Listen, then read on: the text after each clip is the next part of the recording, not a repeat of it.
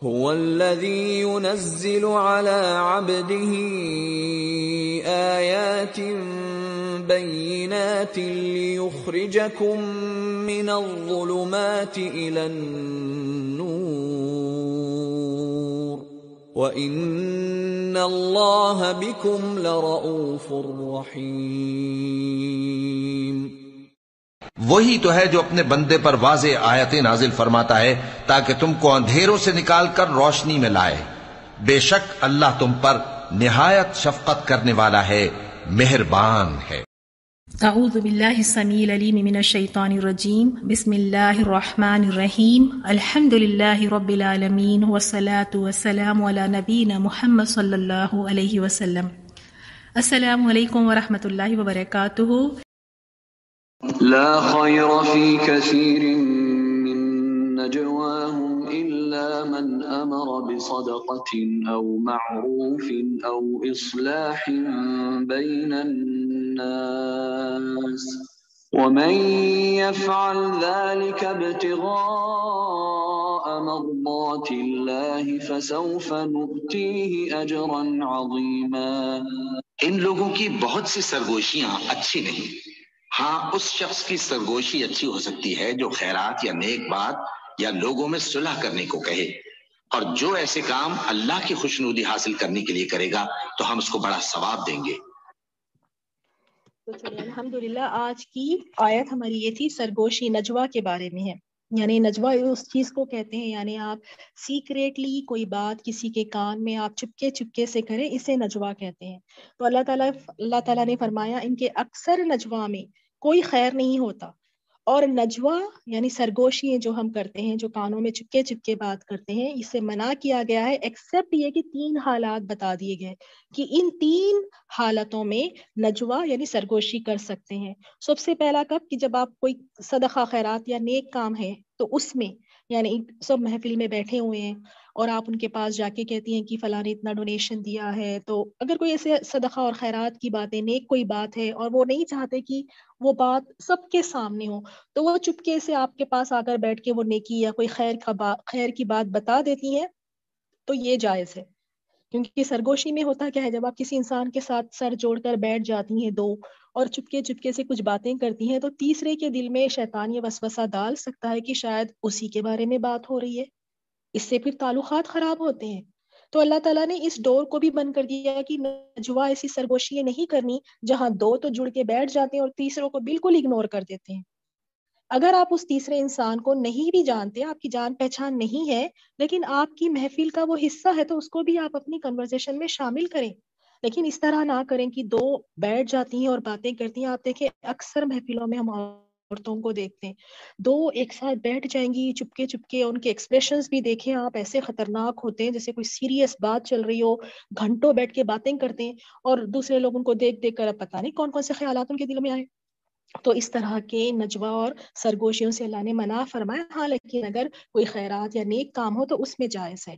یا پھر صلح کرانے کا، 2 لوگ لڑے ہوئے، لڑائی جھگڑا ہوا ہے تو ان کے درمیان اگر صلح کرانے کے لیے اگر کوئی سرگوشی کر رہے ہیں تو وہ بھی جائز ہے۔ اسی طرح نیکی کے کام، تو سرگوشیاں کن میں جائز ہے؟ صدقہ خیرات، نیکی کے کاموں میں، اور 2 لوگوں کو درمیان صلح کرانے کے لیے۔ اور اس کو کہا گیا کہ یہ 2 لوگوں میں صلح کرانا بڑی نیکی کا کام ہے، بہت بڑی نیکی ہے۔ اللہ تعالیٰ ہمیں معاف فرمائے، ہم تو ایسے انسان ہیں کہ ہم تو صلح کرانے والے نہیں، ہم تو 2 لوگوں میں اور نا اتفاقیاں پیدا کرنے والے بن جاتے ہیں۔ گھر کے رشتوں میں ہی دیکھیں، اگر کیا ہوتا ہے، میں ہمیشہ یہی اگزامپل دیتی ہوں کیونکہ یہی دن رات ہمارے گھر ہوتا ہے، ساس بہو ننند بھاوج شوہر، یہی تو چلتے رہتا ہے۔ تو صلح کرانے والے بننا ہے، یہ شیطانی عمل ہے، اور صلح کرانا یہ بہت نیک عمل ہے، لیکن لوگوں میں اختلاف ڈالنا، ان کو جدا کرنا شیطانی عمل ہے۔ تو اس میں صلح کرانے میں ایون جھوٹ بھی بولا جا سکتا ہے، اس کی گنجائش ہے، اس کی اجازت دی گئی ہے۔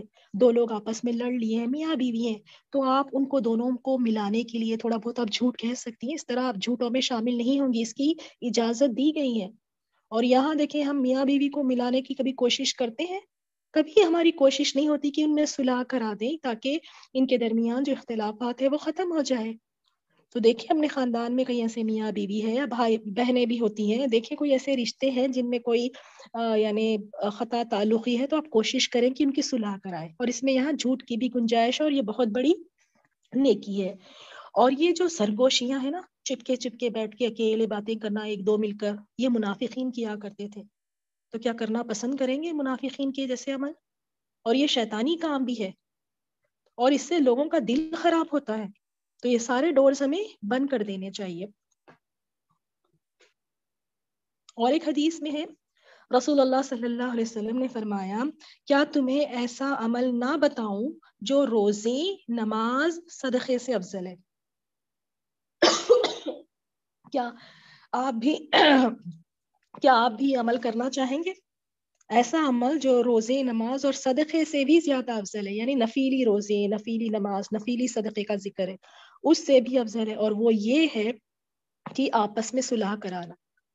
تو اپنی ٹو ڈو لسٹ میں جو لسٹ ہم نے بنانی ہے نا، اس میں یہ بھی لکھنا ہے کہ اگر مجھے موقع ملا میرے خاندان سے، ننیال سے، ددیال سے، سسرال سے 2 لوگوں میں انبن ہے، تو میں کوشش کروں گی کہ ان میں صلح کرا دوں، کیونکہ یہ بہت بڑی نیکی ہے۔ ٹھیک ہے، تو چلے آگے بڑھتے ہیں۔ سوری، ہم نے اس کو یہیں پہ چھوڑ دیا۔ تو آج سے سرگوشیاں ہماری زندگی میں شامل نہیں رہیں گی، اور آپ کو یہ کلیئرلی پتا ہونا چاہیے کن کن 3 چیزوں میں ہم سرگوشیاں کر سکتے ہیں: صدقہ، نیکی، یا لوگوں میں صلح کروانے کے لیے۔ اور اکثر جو ہے نا میاں بیوی کی جو لڑائیاں ہو جاتی ہیں، اس میں صلح کرانے کے بجائے الٹا کچھ لوگ کہتے ہیں نا، وہ جلتی ہوئی میں تیل اور ڈالتے ہیں، وہاں آلریڈی اتنا یعنی ڈفرینس آف اوپینین ہے، وہ جل رہے، اس جلتی میں اور تیل ڈالتے ہیں کہ یہ اور بھڑکے۔ کیا ہمیں ایسے انسان بننا چاہیے؟ خاص طور پہ میاں بیوی کے ایک رشتے کو اگر ہم خراب کر دیتے ہیں تو آنے والی نسلوں پر اس کا اثر پڑتا ہے۔ وہ صرف اونلی میاں بیوی تک نہیں رہ جاتی ہے، اولاد ہے، وہ اولاد آگے جا کے ان کی ایک اور فیملی ہوگی، یہ پورا ایک فیملی سسٹم اس سے خراب ہو جاتا ہے۔ تو انشاءاللہ اللہ تعالیٰ سے ہم دعا کرتے ہیں کہ یا رب ہمیں صلح کرانے والا بنائے، ایسے نہیں کہ ہم لوگوں میں اور زیادہ ڈفرینسز پیدا کرنے والے بنے۔